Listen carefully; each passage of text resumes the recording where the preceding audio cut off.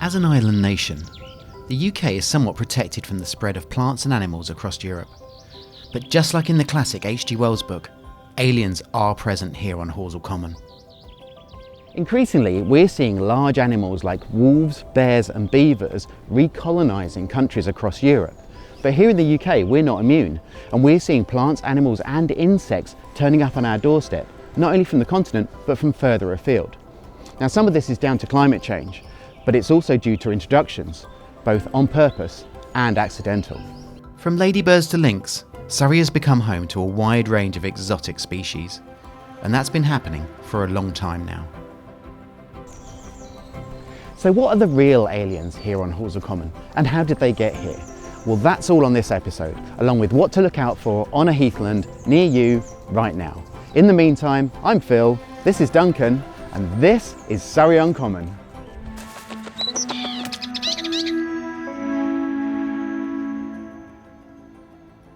Okay, so we think we're pretty lucky to be living in the UK and in Surrey.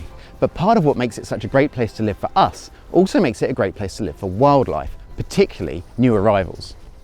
Now, some of these could be welcome or of limited concern, like the tree bumblebee.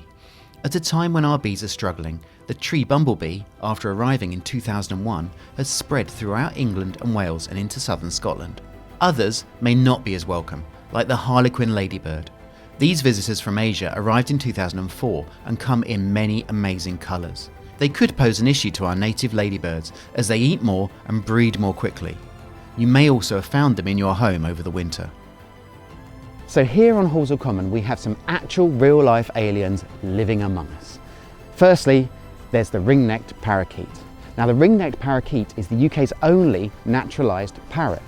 And you'll often see and hear them here on the Common, but across the southeast of England. And they're easy to spot because of their bright green plumage, but also their sound. Parakeets have been spotted in the UK since the 1800s, but they are actually native to Africa and India. It's in the 1960s that it's believed these birds began to gain a foothold. There are lots of rumours about where they came from, potentially escaping the set of The African Queen in Ealing, or released by Jimi Hendrix from Carnaby Street. However they got here, at the last count in 2012, there were around 32,000 parakeets living in London alone.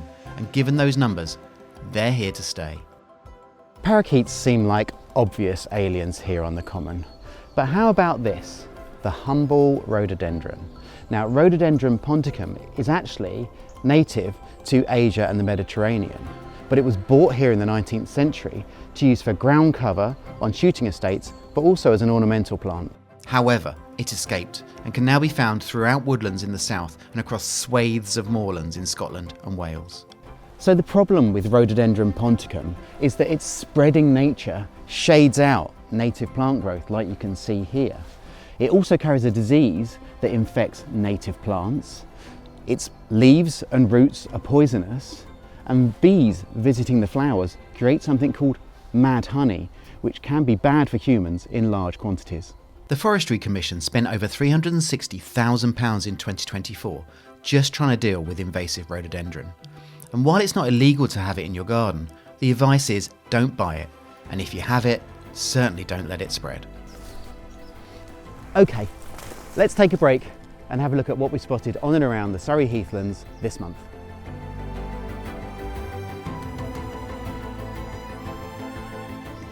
Just, if you can see very well, but just in here, just in the trees just here, there's a little goldcrest. Just busying around, just in there. It's not quite the smallest bird in the country, pretty close to it. Okay, so these are long-tailed tits. And you can see why they're called that, obviously. They've got that super long tail.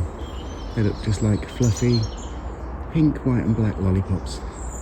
It's difficult to see when it's silhouetted against the sky, but yeah, there's a small flock all around here. There we go, you can see the colours are much better there.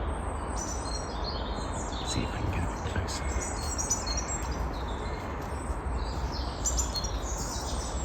And you can hear them making their little calls to each other Obviously when you're a small bird like this in a big flock, it's difficult to keep track of where everyone is. This is pretty cool. Now I reckon this is a bluet or a webcap. I'm going for a webcap probably, and without picking it would be difficult to really identify, but I think it's probably a webcap, but it might be a bluet, you don't know. Pretty cool to find this growing at the beginning of February. Okay, so this is one of my favourite trees on the common. Now it's actually a willow tree, and an old willow tree at that. And just a couple of redwings, I think, at the bottom here, just in those brambles there. I suppose the important thing about this, and kind of what's missing from a lot of our landscape, is, I don't know if you can see, but can you see the holes that there are in the tree? One there. There's a big one just here. Yeah, there's like two up there. And it's all over this tree. There are holes. And it's actually become a home for, I've seen stock doves, I've seen jackdaws, the squirrels here. I can see the redwings are here, obviously they won't be here nesting in the summer. I've seen sort of robins, dunnocks. There's a long-tailed tit just up there. So this one tree has become home to just a whole host of different creatures. And obviously that's not to say all the invertebrates that are living in its sort of like craggy bark. So it's worth watching out for. Let me come out so you can see it. So there's not that many old willows kicking around these days. There's one here, there's one further down. But as you can see, really, really important places for wildlife. So I just found this on the path, this feather. Now, I've got absolutely no idea what that is. I have to try and have a think about the identification of that when we get back. Could be a jay, blue on the end and a bit of orange. Suggests it's probably a jay, but I don't know. Answers on a postcard. Let me know if you know. So I'm not sure if we can catch it, but this is a great spotted woodpecker. Oh, there we go, a great spotted woodpecker, just setting up its territory for the spring. There we go. So next on the list is a plant that's become a problem along our watercourses, and that's Himalayan balsam. Himalayan balsam is native to the Himalayas, surprise, and was once again introduced to the UK in the 19th century as an ornamental plant. As with the rhododendron, it's a pretty looking plant, but the difference is that this is an annual plant that spreads through seed dispersal, particularly in rivers, and can quickly crowd out native plants on riverbanks. At around 2 metres tall, it's also our tallest annual plant. Now, here on Horsell Common, you can find Himalayan balsam along the banks of the Bourne, but you can also find it across England and Wales and into southern Scotland now. Okay, so for our last alien on the common, we're going for something much fluffier. Now, this is probably the most common animal that we all see across the country. That's right, it's the grey squirrel.